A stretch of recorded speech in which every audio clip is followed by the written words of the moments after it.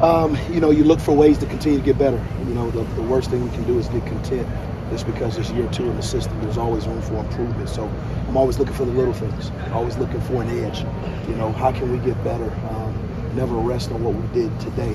Always try to find a way to get better. Does it make it easier to do that? It's easier to talk ball with them and to talk through plays and successes and failures, so they understand. Okay, dang, that's the why again. Okay, now that makes sense. Where last year was more still trying to get them to understand why that mistake happened. So it's been pleasant, but they're eager to learn. They're eager to get better every day. They're humble. They're hungry, and we just want to continue to do that. When we talked to Jim about young talent, what they maybe need to do to take the next step, he kind of explained it as they got to dominate the twos first before they can move up. With guys like Sonny and Kai specifically, as the 2 young guys we're talking about in that room, have you started seeing them take steps in that direction? Yeah, absolutely. Everyone has gotten better in their own right, but there's still room for improvement. We're looking for those edges, those inches. What can we do to get better? So when their number's called, we make the play. So, everybody's getting better, including Kai and Sonny. But at the same point in time, we're still looking for ways to continue to get better, and improve.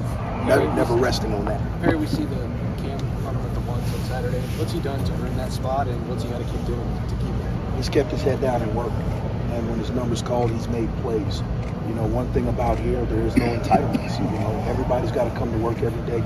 We've been competitive in everything we've done, whether it be academically, in the off season, in the weight room, nutrition, in the meeting room, everything. We're competing in every facet of our players' lives. And right now, he's thriving in that environment, and he's answering the bell. So he's got to continue to do that. It seems like he and Lathan kind of took a little beat at the end of last year. Have you seen that fuel them this offseason and kind of they've used that as motivation to get better? Yeah, there's heat on us every day, and it's just not Lathan or Cam. We're expected to play at a high level. We're expected to be elite. So we got to come to work every day. You can't miss a day. We got to come to work every day, whether it's in the meeting or whether it's on the practice field. And that's the mindset from everybody, whether it be the safeties, the corners, everybody in the building, including myself. So that's the expectation, and that's what we expect every day. How's Jihad doing so far, Jihad Carter? He's doing well. I think when you make the transition from one school to the Ohio State, you notice instantly there's a difference, whether it be the competitive nature of how we go about our business or just in general, like, hey, these dudes go at it every day. And there's a reason why he wanted to be here. He wanted to be developed. He wanted to be even better than what he was at Syracuse. So he's come in, put his head down, no entitlements, no special attention. He just wants to get better each and every day, and I'm glad we have him. What were your conversations like with Josh Proctor before he made the decision to come back, obviously, this offseason, and what went into the decision to move him to the free safety spot after playing that Bandit last year? We're always looking for ways to get better. And as I assessed, the situation with the safeties from last year to this year, I'm trying to find a way to what's going to make us the very best. What pieces do we need to put in place to make us the very best as a football team and as a defense? And so, I sat down with him. We talk as men, and I explained this is what I feel is best for us as a football team first. And then I think this is going to be best for you individually.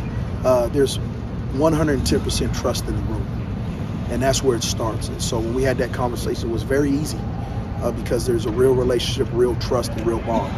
Is Jihad a slot safety, or can he play the different spots?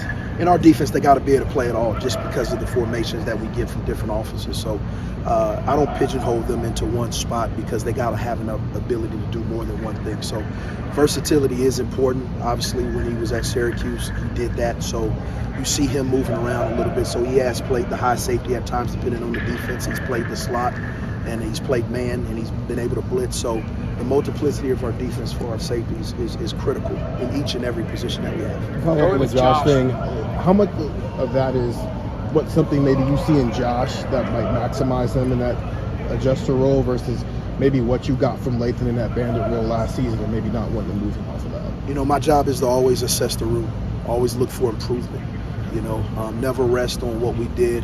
Yeah, we made great strides as a defense last year, but there's still room for improvement. So we're continually to assess, okay, our players as well as us as coaches, myself, it starts with me. What can I do better to put these young men in the position to excel, to help this football team, to help our defense, and to continue to get better and better. So it was just a matter of just evaluating what we have coming back and what's the best fit for young men to excel with their God-given ability. What's the level? Josh, what's it like having a 24-year-old guy? I don't look at him like that, but yes, he just had a birthday last week. He's still a kid. They're all still kids. They're just playing a game of football that they love, and there's high expectations on them. But he comes to work every day. He understood that he needed to come back. He understood that there was more development for him, and it had nothing to do with age. This is about a mindset. And so I'm glad he's back. I mean, he's worked his tail off, and you can see each and every day he's getting better and better, as we've done off-season workouts and in spring ball and practice setting. He said he needs to just stay out of his own way. I think that's with Josh is just more of just taking it one moment at a time. Don't be in a rush to, don't be in a rush to go to the NFL. Don't be in a rush for the next day. Let's live in the moment. Let's live in the moment and be the very best version of yourself in the moment. And I think that's where he's coming from with that. Is there anything specific, a moment, a story you can point to articulate what his level of focus has been like since he came back? I think, he's built a lot of callous.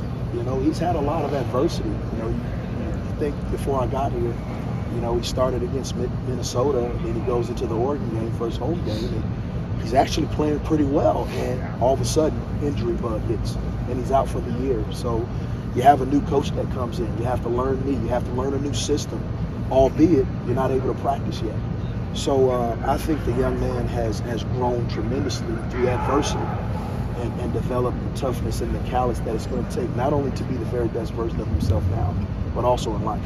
When you bring in a guy like Jihad, who has the experience playing at this level, do you look at the other guys in the safety room and see how they respond when you get on the field to a new guy coming in the room with experience? I love all my players. I love them all. And I coach them all hard, but I love them hard.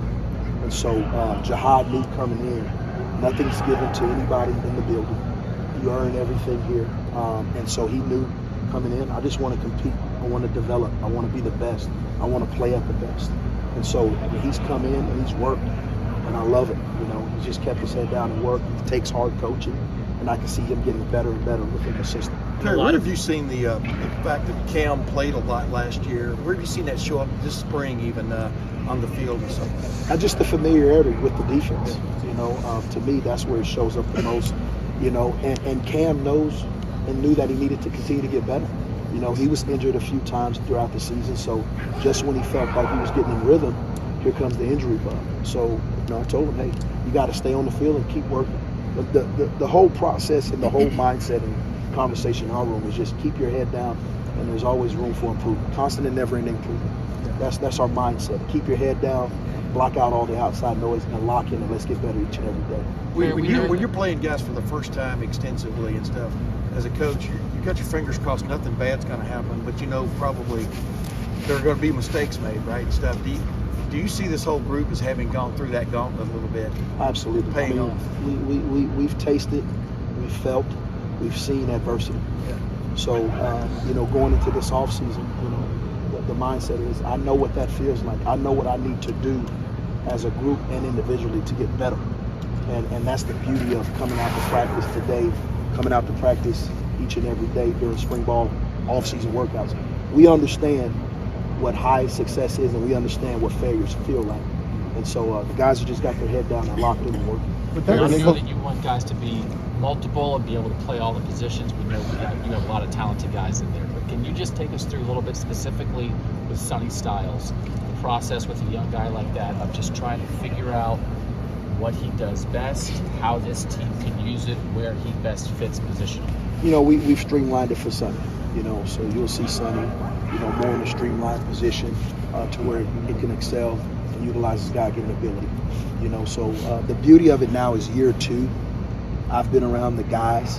They've been around me. I know exactly what they are and where their strengths are, and we're continually to close the gap on their challenges. And so for Sonny, it's just a matter of now first year in spring ball. You got to realize Sonny didn't have a spring ball last year. He came in the summer, and then all of a sudden, here comes fall camp as a 17-year-old. So now he's 18 years old with his first full spring, and he's excelling. And the beauty of it is, like I said, he's coachable. He understands the game of football, and he's hungry to continue to get better each and every day. With that nickel spot, you want a little bit of both, but when you're trying to evaluate who you want to put in that spot after having a year of it, what is more important, their responsibilities in the run game or their coverage ability?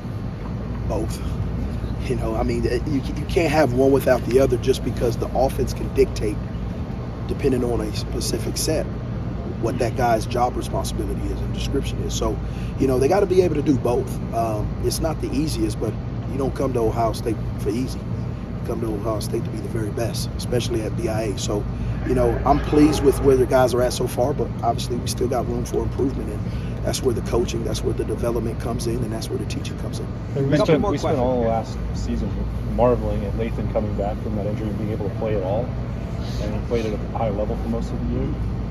But in hindsight, maybe we glossed over the fact that he missed winter workouts, missed spring, and those reps. Now that he gets that, obviously it's going to make some difference. Where will it show up? It's making a huge difference, because now he has a spring under his belt, where last year he didn't have a spring. But the thing is, we don't make excuses. We don't say, well, he didn't have that. If you're out there for the Buckeyes, the expectation is that you play at an elite level. And you go out there and make plays and execute the defense or the assignments that's asked of you. You mentioned streamlining Sonny's role. Is that building off of what he did in that Georgia game? Yeah, to a certain degree, absolutely. Absolutely right. What do you think that role can look like? I mean, it still remains to be seen, we're kind of dabbling in some things, and just kind of really and truthfully, we want him to be great at specific things instead of okay at a lot of things. So that's the conversation, what I mean by streamlining. So you won't see him in a lot of places. You'll see him pretty stationary in 1 to 2 spots. Kind of more of a situational role? Yes, absolutely. The buzz has been he's got to get on the field somewhere. It seems like he's that kind of player. But what's the buzz like when y'all talk about him? I'm a truth teller. So, I know his strengths. I know where he's challenged, and I know what we got to do to continue to get better. But he is definitely going to help this football team, win games and execute at a high level. What do you see from Malik? Really, really good. Malik has come in and he just worked. You see the talent that you saw when he was at Lakota West. He's extremely smart, high football IQ, very, very humble young man that has come in and he's shown flashes of what he could be. He's still learning the game of football as far as on the collegiate level. But I tell you what, I've been pleased with what I've seen so far. He finally, when he was at Lakota West, he played a lot bigger than he was. You guys have had pads on now for a week or so. Do you see that showing up already? He still does. So we're constantly on him about nutrition, and Coach Mick and the staff are on him in the weight room, and he's thriving. He's thriving, and I've been really, really pleased with his maturity and his growth to this point. A lot of the guys have talked about being year 2 of the defense. You've mentioned familiarity a couple times.